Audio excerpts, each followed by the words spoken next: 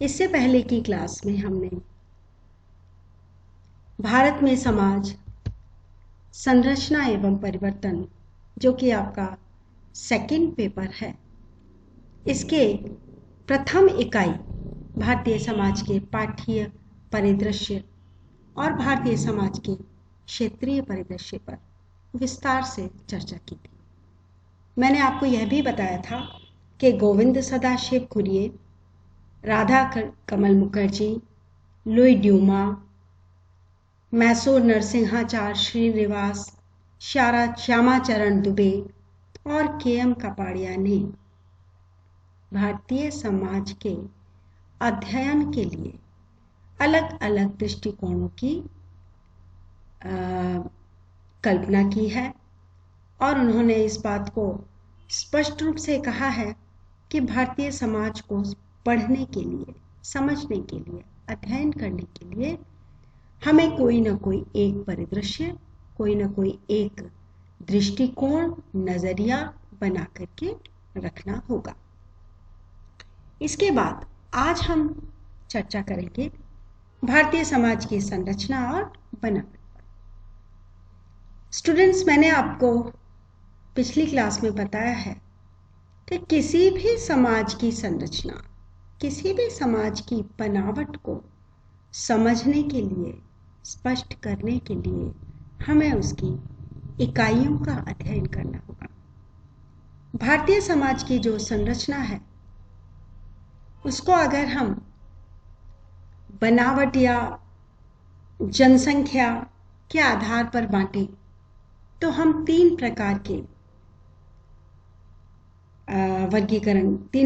वर्गीकरण के अनुसार तीन प्रकार के स्थान निकाल सकते हैं। जैसे कि गांव, आप बहुत अच्छी तरह से परिचित हैं गांव की संरचना से, ग्राम की संरचना से, जो न केवल जनसंख्या के आधार पर कस्बा और नगर से अलग है, बल्कि ऐसी कई विशेषताएं हैं, ऐसी कई बातें हैं उसमें जो कि उसे कस्बा और नगर से भिन्न करती हैं। कई लक्षण हैं ऐसे जो एक ग्राम को कस्बा और नगर से भिन्न करता है।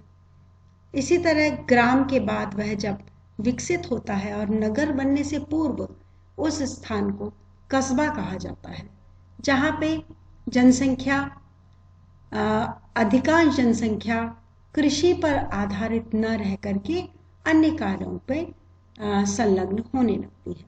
और जब नगर की बात करें तो वहाँ पे और भी अलग संरचना पाई जाती है, जिसको हम विस्तार से आगे पढ़ेंगे। इसी इकाई में भारतीय समाज के कमजोर वर्ग, जैसे कि अनुसूचित जाति, अनुसूचित जनजाति, महिलाएं और अल्पसंख्यक।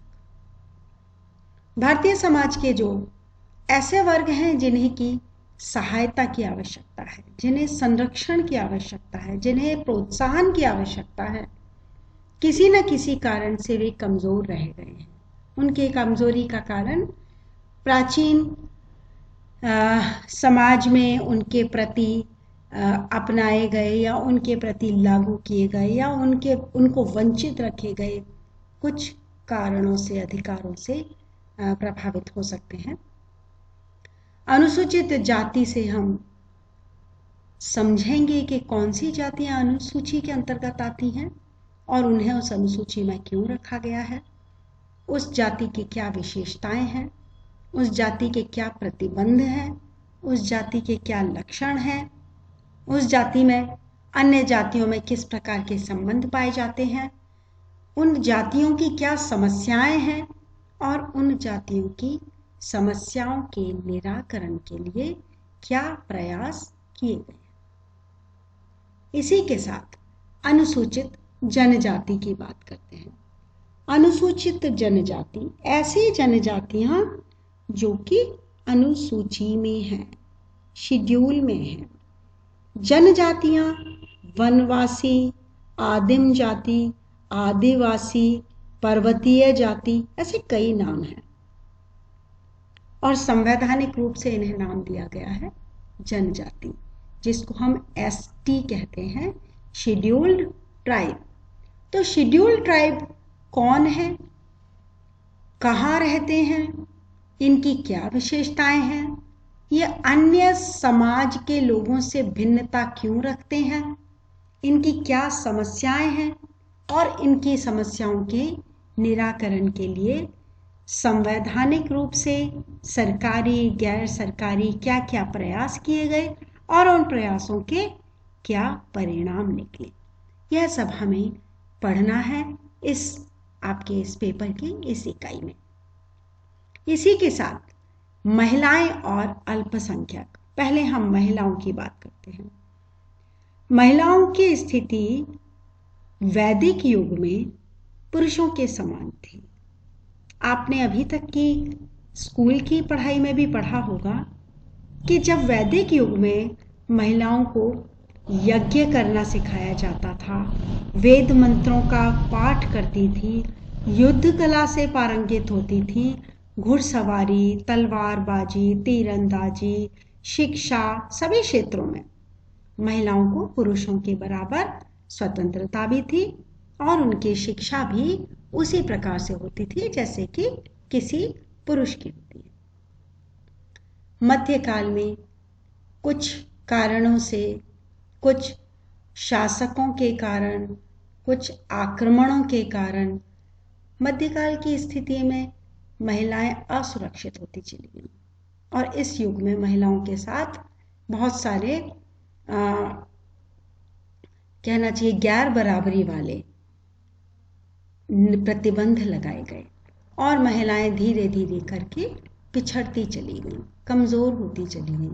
उनकी शिक्षा पर प्रतिबंध हो गया, उनके साथ सामाजिक और पारिवारिक भेदभाव होने लगा, महिलाओं के साथ कई सारी रीति रिवाज कुरीतियाँ जुड़ती चली गईं, जैसे कि बाल विवाह है या विधवा पुनर्विवाह नहीं होना, सती प्रथा होना, उनकी शिक्षा कम शिक्षा पर ही उन्हें आगे बढ़ा देना, उसके बाद उनके दहेज भी उनके विरुद्ध में आ गई, फिर घरेलू हिंसा, ऐसे बहुत सारी समाज की बुराइयां महिलाओं के विरुद्ध होने लगी और इस प्रकार से भारतीय समाज में महिलाएं कमजोर वर्ग में गिनी जाने लगी। तो क्या ये कारण रहे, इसकी वजह से क्या प्रभाव आए और महिलाओं को संरक्षण देने के लिए, महिलाओं को समकक्ष बनाने के लिए किस तरह से आरक्षण के माध्यम से, शिक्षा के माध्यम से और अन्य संवैधानिक अधिकार दिलाकर महिलाओं को कमजोर वर्ग से बाहर निकालने का प्रयास किया जा रहा है, इस पर भी हम चर्चा करेंगे विस्तार से। इसी के साथ अल्पसंख्यक, अल्पसंख्यक कौन होते हैं? यदि हम जनसंख्या की दृष्टि से देखें तो भारतीय जनसंख्या में सर्वाधिक हिंदू धर्म के लोग हैं। हिंदू धर्म के अलावा अन्य धर्मों के लोग भी भारतीय समाज में निवास करते हैं। मुख्य तौर पे ये हैं मुस्लिम, सिख, ईसाई, जैन, बौद्ध, पारसी आदि। मुख्य रूप से यही लोग भारत में निवास करते हैं और क्योंकि इनकी संख्या तुलनात्मक रूप से अल्प है, कम है, तो ये अल्पसंख्यकों की श्रेणी में आते हैं और अल्पसंख्यक होने के कारण ये भारतीय समाज के कमजोर वर्ग कहलाते हैं। इनको कई समस्याओं का सामना करना पड़ता है। किस तरीके से ये अपनी समस्याओं से जूझ रहे हैं, किस तरह से इन्हें समाज में कई कठिनाइयों का सामना करना पड़ रहा है, क्या इनके लिए सरकारी उपाय किए गए हैं और उन उपायों का, उन समाधान के प्रयासों का क्या प्रभाव आया है अल्पसंख्यकों पर, इसके बारे में हम विस्तार से चर्चा करेंगे। तो इस इकाई में आप पहले भारतीय समाज की संरचना और उसकी बनावट का अध्ययन करेंगे, जिसमें हम गांव, कस्बा और नगर को देखेंगे। इसके पश्चात हम भारतीय समाज के जो कमजोर वर्ग हैं, जो अनुसूचित जाति या अनुसूचित जनजाति और महिलाएं और अल्पसंख्यक हैं, उन भारत के कमज़ोर वर्गों को पहले अच्छी तरह से पढ़ेंगे, समझेंगे, उनकी संरचना को देखेंगे, उनकी समस्याओं को देखेंगे, उनकी समस्याओं को दूर करने के लिए सरकारी और गैर सरकारी प्रयास भी बहुत किए गए, जैसे कि कई सारे जो एनजीओ हैं, नॉन गवर्नमेंट ऑर्गेनाइजेशन, गैर सरकारी संगठन, उनके द्वारा भी समय समय पर अनुसूचित जाति के, अनुसूचित जनजाति के उत्थान के लिए, महिलाओं के उत्थान के लिए लगातार प्रयास किए जाते रहे हैं। और आज से नहीं, लंबे समय से ये प्रयास हो रहे हैं। हमारे कई सामाजिक सुधारक, हमारे कई राजनेताओं ने, हमारे कई ऐसे विचारकों ने प्रयास किए हैं और उदाहरण भी पेश किए हैं। स्वयं ने अपने परिवार के उदाहरण देकर के ऐसे समस्याओं से निपटने के लिए रास्ते सुझाए हैं और बहुत प्रयास किए हैं, लंबे समय तक प्रयास करके, और कई ऐसे अधिनियम और नियम बनवाए हैं, कई ऐसे तरीके सुझाए हैं जिससे कि इनकी समस्याओं से इन्हें मुक्ति दिलाई जा सके। तो इन सब के बारे में हम इस यूनिट में विस्तार से पढ़ेंगे। आज के लिए बस इतना ही। आगे मैं अगली क्लास में आपको अगली यूनिट के बारे में विस्तार से समझाऊंगी। Thank you.